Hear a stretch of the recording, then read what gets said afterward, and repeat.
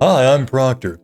I'm a big fan of Creepcast, and here recently they've created their own subreddit for fans and other people to submit their own stories, and based on the upvotes, the host will read it on the main podcast. I submitted a story of my own, but within an hour it was completely drowned out by like 30 other posts, so I thought it'd be a good idea to go read a couple that didn't get much attention. So I've picked out 3 stories, and I hope you enjoy them. Story 1. No one helped my grandma. Now I know why. I came back to Coal Creek, West Virginia, because no one else would. My aunt's in Florida. My cousin stopped answering the group chat after Grandma asked where their mother was for the 3rd time that week. My dad's dead, and that left me. She didn't need a phone call, not a ride to the doctor. She needed someone in the house. Someone to make sure the stove got turned off, someone to stop her from wandering barefoot into the woods at night. I wasn't the best person for it, just the last one still breathing who hadn't blocked her number. So I packed a duffel, left a note for my boss, and drove east through the hills until the cell signal dropped and the trees got tall enough to blot out the sky. And the house hadn't changed. Same sagging porch, same flickering bug light, same cracked window above the sink where Grandpa put his fist through in '92. But Grandma had. Inside, smelled like burned coffee and old lemon cleaner. Not the bright kind. The kind that burns behind your nose, bitter and chemical, like something sour trying to cover something worse. The floor creaked more than I remembered. The hallway near the bathroom dipped a little, like the boards were soft underneath. Wallpaper bubbled and peeled near the seams. The living room window had duct tape over one pane, yellowed and curling at the corners, like nobody had touched it since the Clinton years. She was in the recliner, same when Grandpa used to fall asleep in with a beer on his chest, blanket over her lap, ashtray full of loose screws beside her, TV off, just reflecting the window behind me in that gray, dead glass. "Hey, Grandma, it's me." No answer. She blinked slow, eyes cloudy like wet marble. "You probably don't remember I was coming. That's okay. I brought your pills and some groceries. Figured I'd stay a few days." Still nothing. Just that soft scratch of her nails picking at the blanket. Then, without turning, "You smell like your daddy." Her voice was thin, brittle, like wind through dry grass. Not warm, not angry, just factual. I gave a tired smile. "Is that a good thing or a bad thing?" She didn't answer. Her gaze stayed locked in the dark TV like it was showing her something I couldn't see. I moved toward the kitchen to put the groceries away, left her sitting there in her chair. I was halfway through putting cans in the cupboard when I heard her voice again, low and quiet. "He came back. I told you he would." "No, don't start crying now. I told you, didn't I?" I peeked around the corner. She was still facing the blank TV, still alone, still whispering. I slept in the back room. Used to be my dad's when he was a kid. Twin mattress on a metal frame, same thin yellow sheets with faded cowboy prints, same dresser with the broken top drawer that always slid open a few inches on its own. The air back there felt wrong, heavy, like it didn't want to move unless you gave it permission. I cracked the window and laid down with my hoodie as a pillow. No fan. Just that old stillness you only get in houses where people die slow. I could hear her down the hall for a while, mumbling. Not loud enough to make out the words, just a steady drone, like someone praying underwater. At one point, she laughed, sharp, sudden, like someone had whispered a joke in her ear. It stopped after a while. I guess she fell asleep. I tried to do the same. The dreams were strange. Pressure and heat, like something heavy was sitting on my chest, the sound of water running behind the walls, a breath that wasn't mine, brushing close to my ear. It didn't feel like sleep, it felt like being held under. I woke up with my heart hammering. The room was dark, still, but the door was cracked open now. I know I closed it. For a second, I thought I saw something, a shape in the hallway. Short, slouched, leaning forward like it was listening. I sat up. Grandma? The shape shifted, stepped into the low light spilling through into the living room window. It was her. Thin housecoat, eyes wide and glassy, arms limp at her sides, just standing there, staring in at me like she didn't know who I was. I got up slow, eased toward her. You okay? You need something? She flinched when I got close, didn't speak, just turned and shuffled back down the hall barefoot, muttering something too low to catch. I watched her bedroom door close behind her. Didn't sleep much after that. She was quiet most of the afternoon, sat in the recliner watching Static again, TV off, remote untouched, just staring at the glass. I cleaned a little, hauled some junk mail to the burn barrel out back, tried not to look at the woods too long. They weren't scary, just dense, claustrophobic in the daytime, black by 5. I passed the bathroom on the way back to the guest room, door cracked, light on. I heard snipping, quick, rhythmic, sharp little metallic bites. Snip, snip, snip. Grandma? No answer. I pushed the door open slow. She was sitting on the toilet lid, hunched over her lap. One hand holding a tissue, the other nail clippers. Her foot was up on a stool, bare, shaking. She wasn't trimming. She was cutting. All the way down. Past the white, past the pink, into the bed. The big toe was already bleeding. The nail split and pulped, jagged like cracked tile. She didn't flinch, just kept snipping, eyes unfocused, mouth moving with a little tune I couldn't place. Snip, snip, snip. Grandma, stop, you're gonna hurt yourself. She didn't look up. It grows back if you let it. Just keeps coming back. Then she looked at me, real sudden, eyes wide, red-rimmed, wet like she'd just been crying. Except there were no tears, just that shaky smile people make when they've been alone too long. You've got your daddy's feet. I always hated that about him. She was different the next day, quieter but twitchy.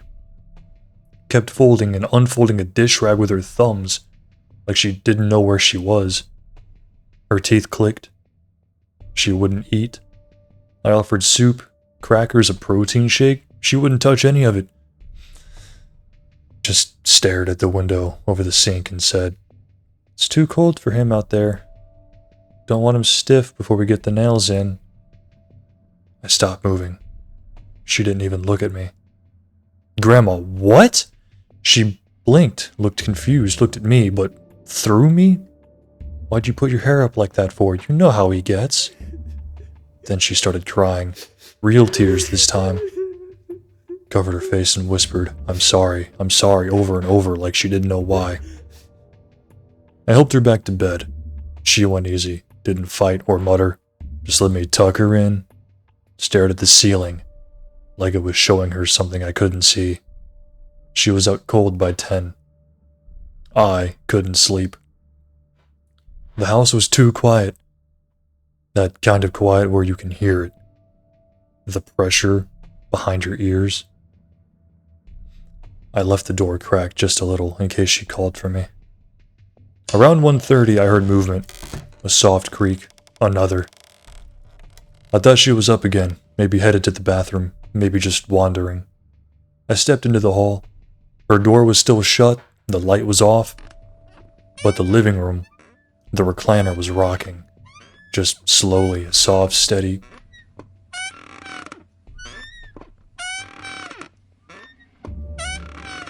Like a kid pushing themselves in time with a lullaby. Nobody was in it. I stared too long, didn't move. I walked up close, real slow, every board creaking like it didn't want me near. There was something on the cushion. Not a coin, not a crumb. A fingernail. Fresh. Pale. Split down the middle. The kind of rip that doesn't happen by accident. The rocking stopped the second I picked it up. No wind. No movement. Just the TV flickering blue in the corner, still unplugged. The next morning, she was already awake, sitting stiff in her rocker like she'd never gone to bed at all. No TV, no radio, just the low scrape of her nails against the armrest. She was humming again, same tune as before, something slow, maybe a church thing, or maybe just something she made up. I brought her oatmeal, hoped the warmth might pull her back into herself. She didn't look up. "They always name 'em," she said, voice flat, not talking to me, just out loud. "That's where it goes wrong.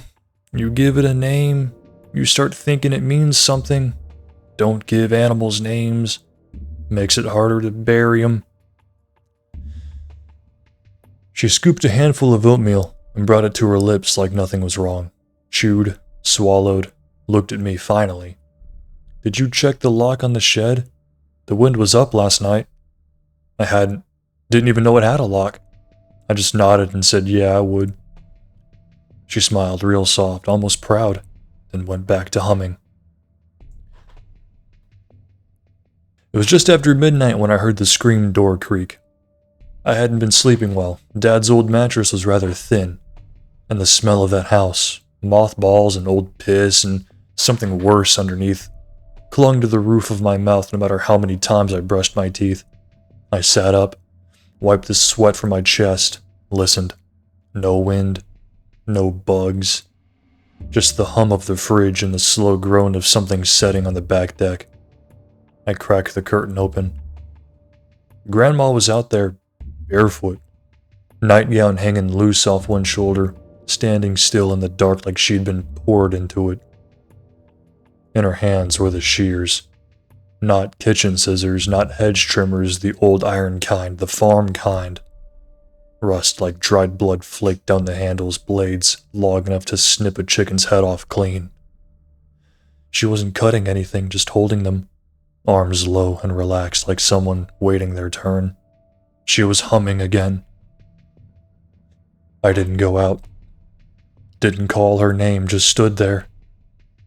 Curtain pinched between my fingers, watching the soft sway of her shoulders as she turned and walked back inside. She never looked at me, but she sat the shears on the kitchen counter before going back to bed. I didn't touch them. I couldn't. She died on a Thursday. No screams, no fall, just gone. I found her in bed, curled into the blanket like a child. One hand tucked under her chin, mouth slack, eyes open. The hospice nurse said it was peaceful. I believed her. There wasn't a service. The county buried her next to Grandpa at the edge of Cold Creek Cemetery. No headstone. Just a brass tag and a mound of disturbed dirt. No one else came. I stayed behind to pack the house. 3 days of dust, mildew, and silence thick enough to chew. Moth-eaten dresses, expired pills, jars of paper clips sorted by size. Granny's mind had left long before her body did. Then I found the box, wrapped in butcher paper, duct tape peeling, tucked deep under her bed like a secret that didn't want to be remembered. Inside were photos, stacks of them. Not Polaroids, not prints. These were darkroom developed, edge curled, yellowed at the corners, decades old. They weren't family photos. No birthdays, no cookouts, just bodies. Kneeling, bound, dressed in clothes that looked local. Cold Creek diner uniforms, Sunday dresses, feed store overalls. Some of them were gagged. All of them were hurt. Eyes swollen, teeth missing, arms bruised from restraint. And in every third or fourth picture, Grandma, grinning, hair done, makeup heavy, holding a leather belt in both hands, like she was about to teach a lesson. Then came the final photo. I swear I can still see it when I blink. She posed in the rocker, like she wanted the photo to seduce someone, legs open, lace clinging to her hips, a severed head nestled where a lover's face might go. One stocking was rolled down. Her panties were bunched around one ankle like she'd peeled them off slow. If the head wasn't there, I swear to God, that's when I noticed the background. Behind the chair, the shape of a window, a wooden wall, a hanging tool, the shed. Not just any shed, her shed. The one behind the house, the one with a padlock so rusted it looked fossilized. I didn't think. I just grabbed a flashlight and headed to the door. The padlock came off with one tug. I don't think she even locked it. The door groaned on the hinge, like something breathing shallow. I stood there for a second, flashlight trembling in my grip, breathing in mold and cold dirt. The shed wasn't big, maybe 10 by 10, but it felt deeper than it should have been, like there was weight in the air, something that wanted to be left alone. I stepped inside. The light swept across stacked crates, rusted tools. A workbench stained the color of old liver. There were flies, slow, drunken ones, buzzing in lazy loops. And then the jars. 4 of them. Mason jars, dust-caked, unlabeled, sealed with wax. One held a shriveled tongue, gray and curled, like something chewed and spat out. Another was full of teeth, floating like pearls in a yellow brine. The third had what looked like 3 fingers swollen and pickled, the nails blackened and split. The last jar was worse. Not for what was in it, but what wasn't. Just murk. A fog of rot. I turned to the workbench. There was a wooden box with an old 8mm film reel inside, labeled in pen, for later. Beside it, a roll of leather straps, stained dark, a pair of rusted shears, a folded apron, stiff with dried blood. Not splatter, not a stain, soaked, front to back like someone wore it while butchering something that screamed. I couldn't breathe. The shed smelled like pennies and vinegar and meat left in the sun. My knees buckled. I dropped one hand, coughing into the dirt. There were scratch marks on the inside of the door, fingernail deep, like someone tried to claw their way out. Then I heard it. A creak. Slow, rhythmic. From the house, from the rocking chair. The house was still dark when I stepped back inside. It didn't turn on any lights. There was no point. I already knew where the sound was coming from. The hallway stretched long and still, smelling like dust and boiled potatoes, and the faint copper whiff that clings to old women's hair. The closer I got to the living room, the more I could feel it. That wrong pressure, like the air was watching me. I turned the corner. The rocking chair was moving. Back and forth, slow and even. No wind, no draft, just motion. There was no one in it. Just that old, worn Afghan folded across the back, the one she always used to cover her knees, the one that still smelled like her. I didn't move, didn't breathe, and then, her voice. From the chair. Low, close, warm like it used to be. "You found my things, didn't you?" I couldn't speak. "Suppose you know now." The chair kept rocking.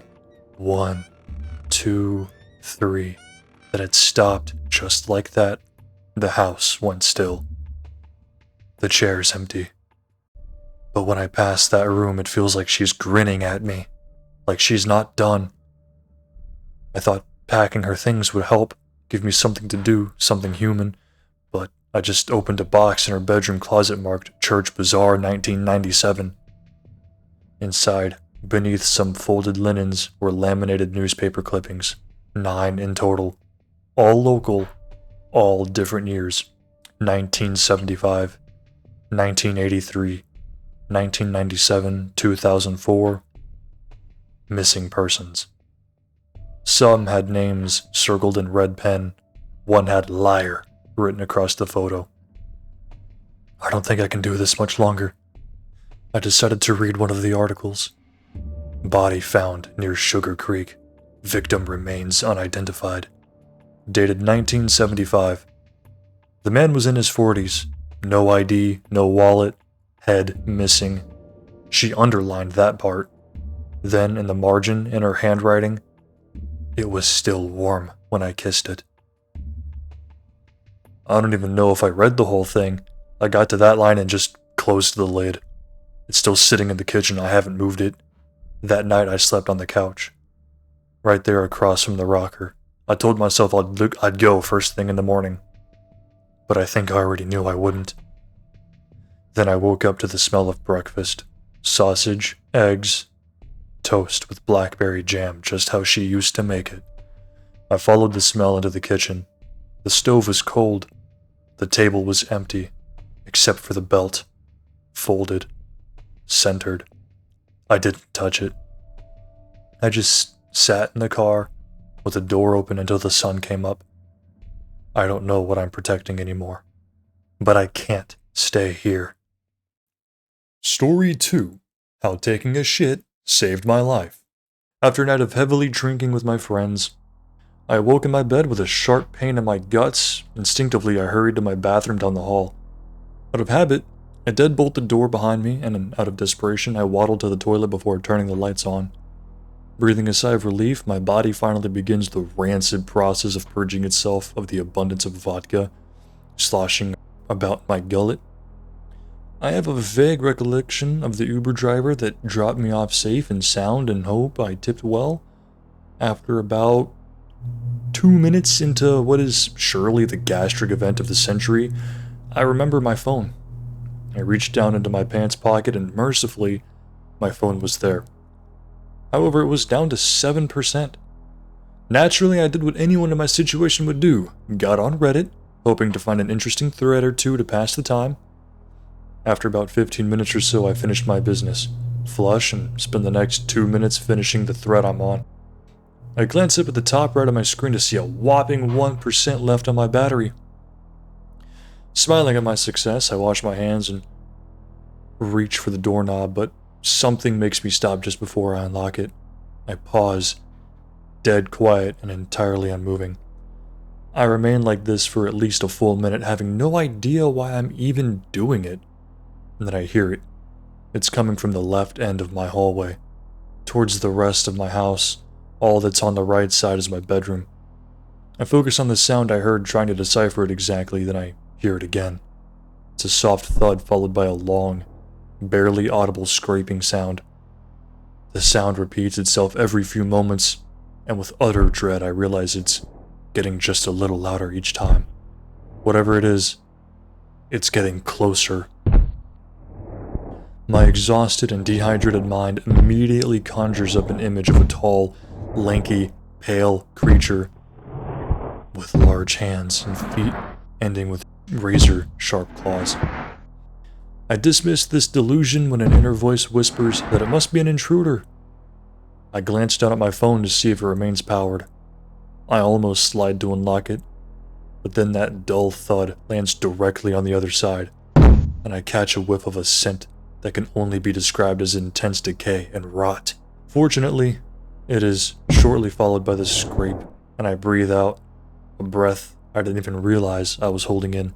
For the first time, I questioned where this intruder was going.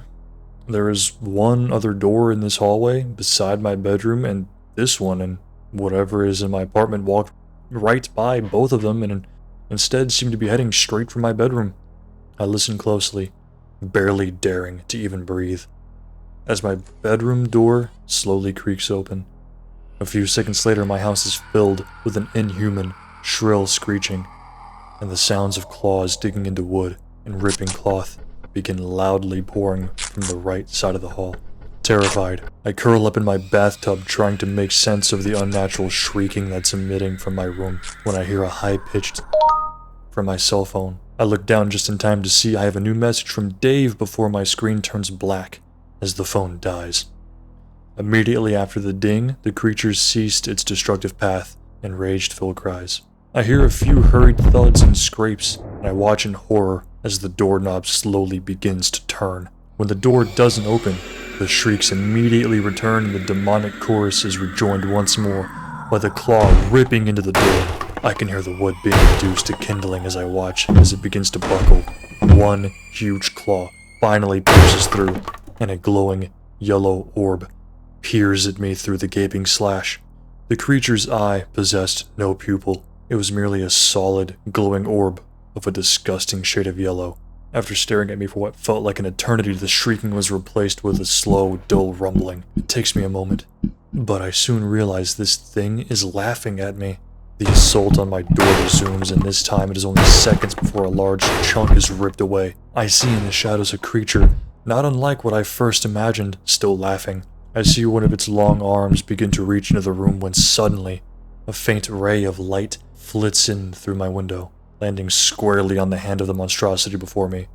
Immediately, the hand begins to smoke where the light touched, and the abomination's screams resume, this time denoting pain in lieu of rage. The creature flinches back immediately, roaring all the while, and dashes off towards the end of the hall. I remained curled up in my bathtub for hours, at first merely waiting for the sun to fill my house entirely, but shortly after that happened, I found I was unable to make myself move. A short while later, I heard footsteps rushing in. At once my dread returned, but the face that peered into my bathroom was my neighbor Jessica. I didn't even hear what she asked me because I passed out almost immediately after seeing her. Somehow, none of my neighbors heard anything out of the ordinary. There was an investigation into the damages, and law enforcement came to the unanimous conclusion that some large animal managed to get into my house and tore it up. This conclusion was somehow deduced even though some of the slashes on my bedroom walls were up to 3 feet long. My front door was busted down from the inside. I managed to get a friend to allow me to stay at his place while my landlord had the repairs done. I managed to stay at his place for 3 weeks, but I could feel his patience wearing thin. Finally, I announced I was returning to my apartment, and with relief, David wished me luck and told me to keep my place more secure this time. That was a week ago. Currently, I'm curled up in my bedroom closet, listening to dull thuds and scrapes coming from down the hall. Story 3. The Man Who Didn't Blink. They say every small town has a story. Ours had him. It started in late October, the kind of month where the leaves die loud and the wind carries whispers. I was closing up the gas station off Route 12 when I saw him first. Tall, motionless, standing by pump 4. No car, no footsteps, just there. His suit looked clean but old-fashioned, like something from a funeral in the 1950s. No mud, no dust, not even a wrinkle. I stepped outside. "Sir, we're closed." He didn't move. I watched for what felt like a minute, then another. No shifting weight, no breath in his chest. Most notably, he didn't blink. At all. Eyes wide, white sclera dull like glass marbles. I got this tight coil in my stomach, pure instinct. I went back inside, pretending not to look. When I checked the CCTV afterward, he wasn't on the feed, just empty asphalt where pump 4 should have been. Over the next few weeks, others saw him too. Always between 2 and 3 a.m., standing in places people should not be. Behind the pharmacy counter, in the middle of the high school football field, on the roof of the Lutheran church. The local drunk Chester swore he saw the man staring at him through the window during a blackout. Chester had a heart attack 2 nights later, died in the hospital murmuring, "He blinked once. Just once." Out of morbid curiosity, or stupidity, I set out to see the man again. I started staying late at the station, sleeping on the cot in the back room. 3rd night in, I woke to silence. Not the usual silence, this was total. The humming fridge, the buzzing neon, even the cicadas outside, all gone. Like the world had inhaled and forgotten to exhale. I got up, flashlight in hand, walked to the door. He was there behind the glass, closer than ever. Same black suit, same awful stillness, except this time he was smiling. Only it wasn't right. The skin hadn't moved. His teeth were just there, suddenly visible like they'd faded in. I shined the light on him, and nothing changed. I don't know what possessed me, but I opened the door. They say you know when you're looking at something that doesn't belong to the world. Your brain panics and tries to reason its way back to sanity. I stepped outside. "Who are you?" I asked, voice trembling. He blinked. Once. I staggered back. The world around me shifted, not visually but structurally. Like I had fallen out of rhythm with time. The lights inside the station flickered and pulsed like a heartbeat and something worse. My own reflection in the glass didn't move with me. It stayed still. It smiled and blinked. I ran. Don't remember how far, maybe 3 miles. I woke up in a ditch with dried blood on my hands. It wasn't mine. I haven't seen the man since. But lately, people started saying they've seen someone who doesn't blink. Looks like me. Stands at the edge of their driveway, smiles without moving his face. Sometimes he blinks, just once, and the next morning, someone in town disappears. I still dream of him, of me, of a world just one blink behind. And every time I look in the mirror now, I have to ask, did I just blink? Or was that him? Well, I hope you enjoyed those stories. I'll tell you what, I didn't realize how poorly I read some of that until I came back and started editing it. If you want to know how smart somebody is, just have them read something out loud. It will tell you everything you need to know about them. If you enjoyed these stories, be sure to leave your thoughts on the original author's work in the subreddit. And remember kids, if your friends can't read, bully them.